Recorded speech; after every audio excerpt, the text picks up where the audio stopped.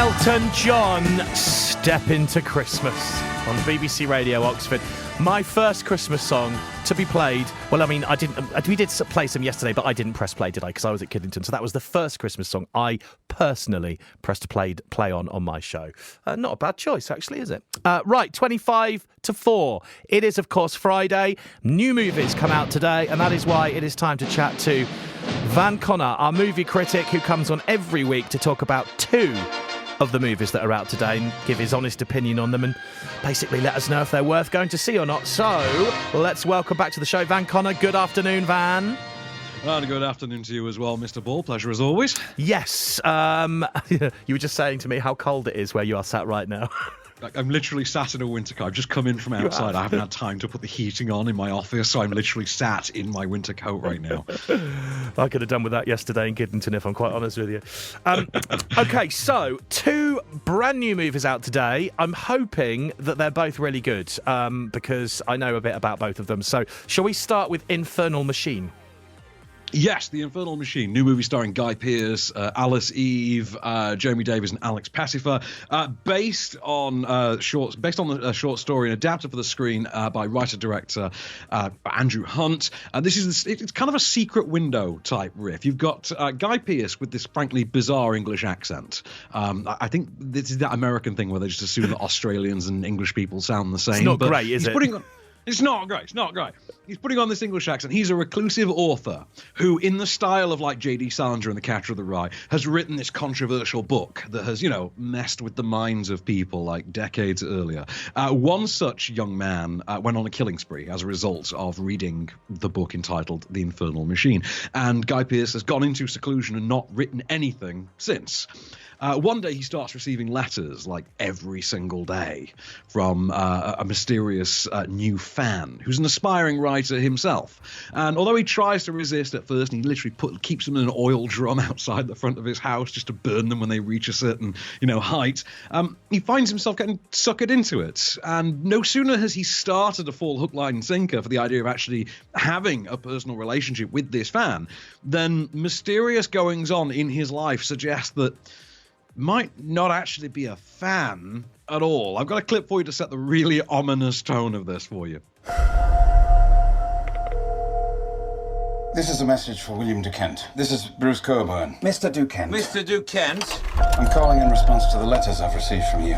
I'm not sure how you found me, but your letters constitute harassment, so please stop sending them. You're that writer of The Infernal Machine. I remember them pulling it off the shelves because of a shooter from Knoxville. He's the reason I never wrote a second book. The right combination of words will make a man do just about anything. The 17-year-old killed 13 people after reading the controversial novel, The Infernal Machine. Oh, that ominous drone. You know you're in for some twists and turns with this one, right?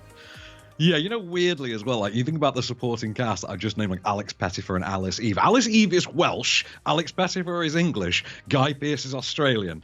The former are both playing Americans, he's playing English. So this is a very weird movie for accents, if you're following that one. And yet, it's a very, very good movie. I was expecting just yet another, cash-in, rote, let's do Secret Window again, but we can't afford Johnny Depp. Well, actually, you probably could now. But and actually it really surprised me. It kept me guessing. It tries to be a bit too clever for its own good. As far as the meta text of this goes, you literally at a point get like Guy Pearce saying, "Oh, I know what I'm doing now. I'm in the second act. I know." And you're like, okay. Less of that, more of the suspense thriller, please. And to be fair, when it's doing that suspense thriller element, this works gangbusters. I think he's great in it, but to be fair, when is he not? Even when doing an accent this bad, which, let's be honest, you heard that clip. How terrible does it sound? Yeah, I mean, you can certainly hear that he isn't English, but I mean, I suppose when you're watching the movie, you get sucked in so much you kind of forget about it eventually. You do. You get kind of numb to it, like I say. It's nice to see Alex Pettyfer getting to do the sort of creepy convict role as well. I think he does quite well at that. And Alice Eve, something a little different for Alice Eve. There's a sort of darker side to her that I'd not seen her play before. I thought that was quite impressive. I would recommend this, especially if you are a fan of Secret Window and you've seen so many attempts to cash in on this. I know that Secret Window, to an extent, is kind of a riff on Misery anyway, but this is closest to anything Secret Window. If you, like me, are tired of seeing people try and do that, like usually direct to DVD or something like that, check this one out. It will keep you guessing. And this is out in cinemas from today, The Infernal Machine. All right. This is the one I'm looking forward to talking about even. It's called Violent Night. Now, I'm not going to spoil it because I love your description of this. How would you describe Violent Night? I would describe Violent Night as what happens if you do Die Hard in a rich person's mansion, but instead of John McClane, it's Santa. Complete with all of Santa's actual magic. So imagine Santa, but he's, kicking butt and taking names, and he's your Sheriff Hopper from Stranger Things. Brilliant. Like that as a movie pitch. I'll be really honest. There are certain people in the universe that never need to pay for a drink when I'm around. Whoever pitched this and then gave it to 87 North, the makers of Bullet Train, John Wick, and Atomic Blonde, and Nobody, whoever pitched that, that person never needs to pay for a drink again, because this is exactly as brilliant as it sounds. I'm not going to give you much more plot than that. I mean, there's not really much more plot than that, except to say that John Leguizamo is the Hans Gruber here. And if you know of John Leguizamo's body of work, you can imagine the rip-roaring good time that you're in for. But don't just take my word for it. Have a listen. What is it that you want exactly, Santa? I want you to put down your weapons. I want you to let this family go. And then I want to find my reindeer and I want to continue delivering my presents. All right, who the hell are you really, huh? Some security guard who's watched too many action flicks? Some loser ex-cop stuck in a mall playing dress-up with fat kids on your lap? Stop me when I get it right. It's a little more complicated than that. Not to me, it's not.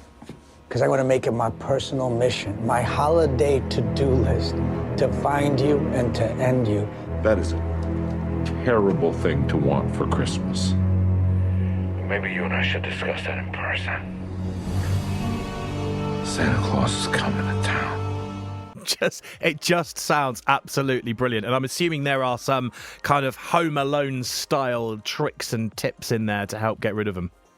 Home Alone and the traps from Home Alone are actually introduced as a minor plot point in this. Brilliant. I mean, it's worth noting that this is not the best movie to riff on specifically Home Alone, because that would be Better Watch Out from, I think, 2017. But this is, no joke, no hyperbole, and I do not say this casually, the best Christmas action film since Die Hard. And that almost kills me to have to say out loud. David Harbour is awesome as Santa, but of course my MVP is Johnny Legs as the Hans Gruber of this outfit. He is just insanely fun, and to see kind of the magic, the Christmas magic of Santa, like the big present sack that, literally is like a wormhole. Like it's just this endless void into which you can just pull an infinite number of presents. To see him use things like that as weapons is insane. I expected this to disappoint based on not only the pitch and concept, but the trailer. I thought that's got to underwhelm.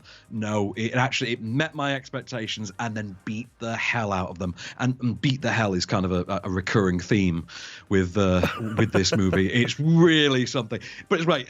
See this movie as soon as possible. If you've got a Christmas night out with your friends or anything like that, you want to go see a movie beforehand, like you want to pre-game with a movie, go and see this. If you're a fan of Die Hard, do not miss this in the slightest.